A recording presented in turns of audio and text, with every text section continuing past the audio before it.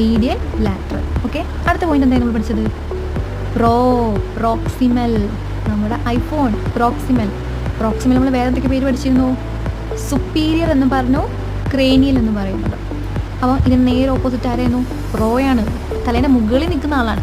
അപ്പോൾ നേരെ ഓപ്പോസിറ്റ് ആരായിരിക്കും? ഡിസ്റ്റൽ അല്ലെങ്കിൽ ഇൻഫീരിയർ അല്ലെങ്കിൽ നമ്മൾ കോഡൽ എന്ന് പറയുന്നത്.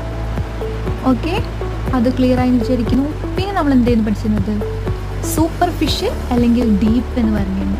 എന്തായിരുന്നു സൂപ്പർഫിഷ്യൽ എന്ന് പറയുന്നത്? നമ്മുടെ ഹ്യൂമൻ ബോഡി എടുത്തു, സ്കിന്നുമായിട്ട് ക്ലോസ് ചെയ്തിരിക്കുന്ന പാർട്ടും നമ്മുടെ ബോഡീൻ്റെ സർഫസ് പാർട്ടിനെ നമ്മൾ എന്തെങ്കിലും പറയാം? സൂപ്പർഫിഷ്യൽ. അപ്പോൾ ഡീപ്പ് എന്ന് പറയുന്നത് എന്തായിരിക്കും? അകത്തോട്ട് അല്ലേ? ഡീപ്പ് എന്ന് അറിയാത്ത ആരുമില്ലല്ലോ, അകത്തോട്ട്. അത് കണ്ടിട്ടായല്ലോ. പിന്നെ നമ്മൾ എന്തൊക്കെയാണ് പഠിച്ചത്? ഇപ്സിലാറ്ററൽ. ഇപ്സി എന്ന് പറഞ്ഞിട്ടാണ് സെയിം എന്ന് പറഞ്ഞു.